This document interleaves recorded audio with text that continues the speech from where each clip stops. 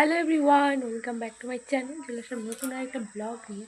তো আজকের ব্লগে আমি সারাদিন কী করি সেটাই তোমাদেরকে দেখাবো। আর আজকের ওয়েদারটা আগে দেখাই। আজকের ওয়েদারটা কিন্তু ভীষণ ঠান্ডা, রোদ উঠেনি এখনও। এখন বাজে তোমার প্রায় 10:30টার মতন। আমার মুখ দিয়ে ধোঁয়া উঠছে, আমি নিজে ফিল করে দেখতে পাচ্ছি। ক্যামেরাতে দেখা যাচ্ছে কিনা জানি না। আজকে দারুণ ঠান্ডা দেখাচ্ছি ওয়েদারটা। এই দেখো, কুয়াশা। আমার ভালোই লাগে এরকম কুয়াশা পড়লে, ঠান্ডা ঠান্ডা ফিল হয়, ভালো লাগে। আর ঠান্ডার দিনটাও আমার খুব ভালো লাগে। এমন না যে আমি ঠান্ডা সহ্য করতে পারি না, আমার খুব ভালো লাগে। আমি গরমের দিনই আমার ভালো লাগে না, ঠান্ডার দিন আমার কাছে খুব ভালো লাগে। তো চলো বাকি কাজগুলো করিয়ে, সকালে উঠে তো সব কাজ হয়ে গেছে, বাসি কাজগুলো। তো এখন রান্না করব কি সেটাই তোমাদের সাথে শেয়ার করব। চলো আবার পরে দেখা হচ্ছে। তখন তো সোয়েটার পরিনি, এখন ভাবলাম সোয়েটারটা পরে নিই, হাওয়া দিচ্ছে অনেক।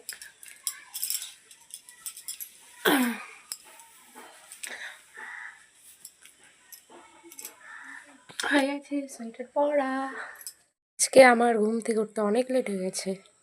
আজকে আমি ঘুম থেকে উঠেছি 9:20-তে।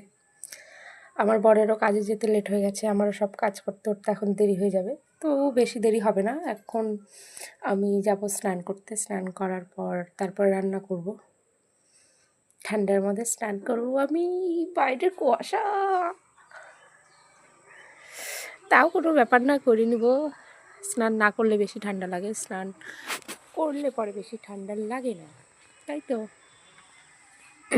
চলে আসলাম স্নান করে, ঠান্ডার মধ্যে ঠান্ডা জল দিয়ে স্নান করলাম আমি। হ্যাঁ, প্রচুর ঠান্ডা, কিন্তু এখন অত ঠান্ডা লাগছে না, যেহেতু স্নান করে নিয়েছি তার জন্য একটু ঠান্ডাটা কমই লাগছে। তবু আমি সোয়েটার এখন পরবো। এই তো রান্না করব মাছ।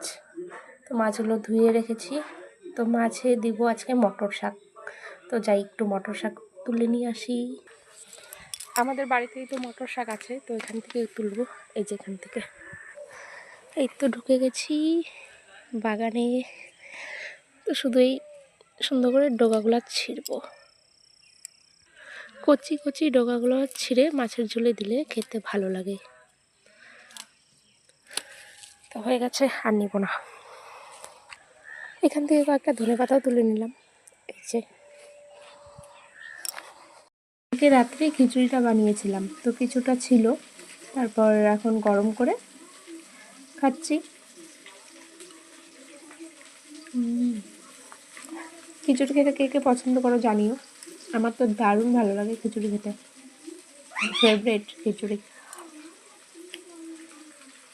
এই মাছগুলো ভাজা হয়ে গেছে, আর এদিকে সব কিছু রেডি করে নিয়েছি। এই যে এখানে বাঁধাকপি কেটে নিয়েছি, বাঁধাকপি রান্না করব। বাঁধাকপির সাথে আলু আছে, আলু দিব, আর মটরশুঁটি দেবো, আর এই মাছের মাথাটা দিয়ে রান্না করব।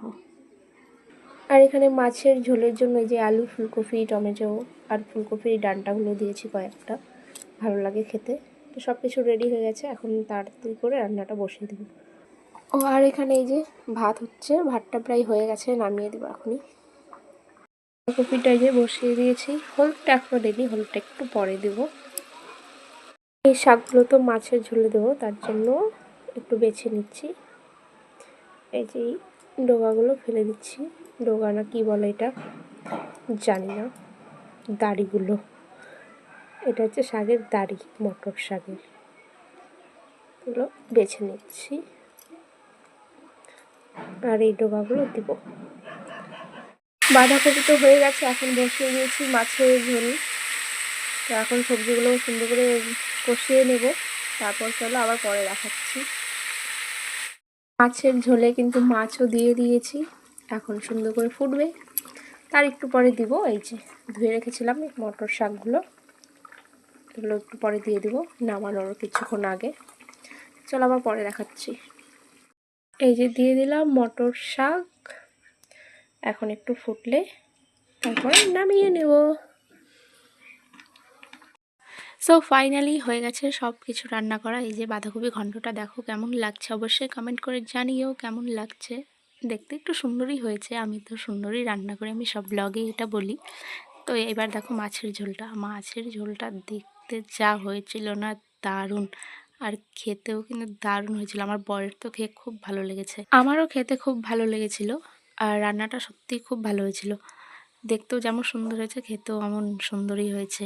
তো ভিডিওটা আজকের মতন এখানেই শেষ করি, দেখা হবে আবার নেক্সট ব্লগে। টাটা, সবাই ভালো থেকো, বাই।